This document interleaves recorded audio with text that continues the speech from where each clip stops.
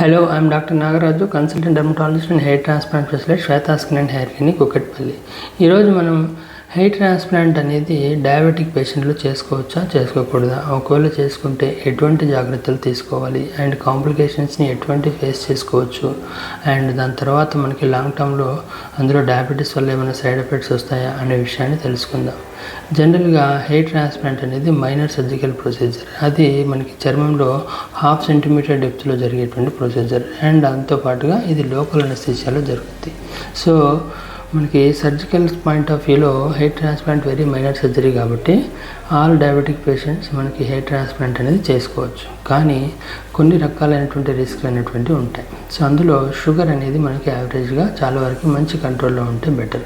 ఒకవేళ కనుక కంట్రోల్ తప్పితే దాన్ని కంపల్సరీగా ఇన్సులిన్ రిజిమెంట్ షిఫ్ట్ చేసుకునేది హెయిర్ ట్రాన్స్ప్లాంట్కి వెళితే బెటర్. అండ్ హెయిర్ ట్రాన్స్ప్లాంట్ అయ్యాక ఫస్ట్ 1 to 3 వీక్స్లో అబ్సల్యూట్ షుగర్ కంట్రోల్ మెయింటైన్ చేస్తే గ్రాఫ్ట్స్తో పాటుగా హెల్తీగా రికవరీ కూడా అనేది అవుతూ ఉంటారు.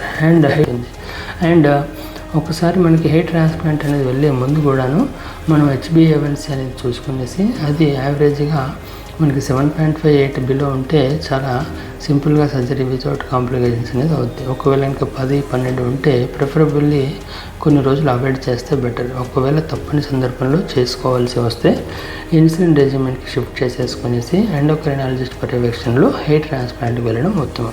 దాంతోపాటుగా సర్జరీ అయిపోయాక కూడాను నెక్స్ట్ 10-15 రోజుల నుంచి 30 రోజుల వరకు మనకి షుగర్ లెవెల్స్ ప్రాపర్గా కంట్రోల్ ఉన్నాయో లేదో కూడా రెగ్యులర్గా మానిటరింగ్ చేసుకోవడం అనేది ఉత్తమం. ఎందుకంటే హెయిర్ ట్రాన్స్ప్లాంట్ చేశాక మనకి డయాబెటిక్ పేషెంట్స్లో మెయిన్గా 2 కాంప్లికేషన్స్ ఎక్కువగా వచ్చే ఛాన్స్ ఉంటుంది. ఒకటి సెకండరీ ఇన్ఫెక్షన్స్, రెండోది delayed wound healing. So secondary infections ఏంటంటే మనకి అన్కంట్రోల్డ్ డయాబెటీస్ ఉన్నప్పుడు వచ్చే ఛాన్స్ అనేది ఉంటుంది. దానిలో టైప్స్ని బట్టి మైనర్ ఫోలిక్యులైటిస్ నుంచి మేజర్ సెల్యులైటిస్ అండ్ సెప్సిస్ వరకు they can land. So minor folliculitis అయినప్పుడు ఇబ్బంది పడాల్సిన అవసరం ఉండదు, యాంటీబయాటిక్స్తో చాలా వరకు కంట్రోల్ అవుతుంది. ఎప్పుడైతే సెల్యులైటిస్ అండ్ సెప్సిస్ లాంటివి వచ్చినప్పుడు మనకి చాలా లార్జర్ కాంప్లికేషన్స్ అయ్యే ఛాన్స్ ఉంటుంది. కాబట్టి ఆబ్వియస్లీగా షుగర్ లెవెల్స్ అనేటువంటి ఎంత కంట్రోల్లో తీసుకోగలిగితే అంత బెటర్. దాంతోపాటుగా సర్జరీ చేసేటప్పుడు ఎంత అసెప్టిక్ ప్రికాషన్స్, ఎంత స్టెరైల్ ప్రికాషన్స్ ఫాలో అయితే అంత బెటర్. సెకండరీ కాంప్లికేషన్ ఇంకోటి ఏంటంటే డిలేడ్ వూండ్ హీలింగ్.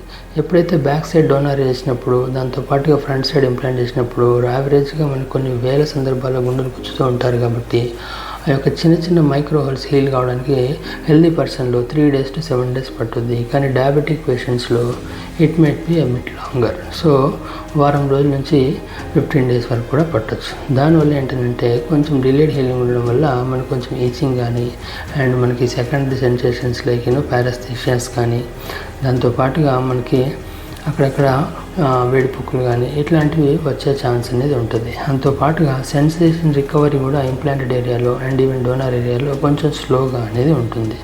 సో కాబట్టి డయాబెటిక్ పేషెంట్స్ మనకి హెయిర్ ట్రాన్స్ప్లాంట్ చేసుకునేటప్పుడు షుగర్ లెవెల్స్ ఎంతవరకు బెటర్గా మానిటర్ చేసుకుంటూ అండ్ ప్రిఫరబుల్లీ కంట్రోలబుల్గా ఉన్నప్పుడే చేస్తే చాలా వరకు మంచి రిజల్ట్స్ వస్తాయి అండ్ విత్ వెరీ మినిమల్ కాంప్లికేషన్స్తో అవుతుంది. సో చూశారు కదా. So any diabetic patient who is undergoing hair transplant, qualified dermatologist with regular consultation with endocrinologist చేసుకోవడం అనేది చాలా better and it very safe. ఒకవేళ ఇలా కాకుండా మనం ఎవరు పడితే వాళ్ళతో చేసుకున్నప్పుడు ఇట్లాంటి పైన చెప్పిన 2 కాంప్లికేషన్స్ వచ్చే ఛాన్స్ అనేది ఉంటుంది.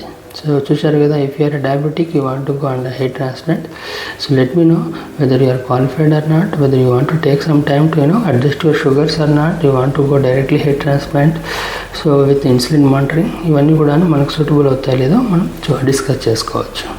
Your doctor Nagaraju.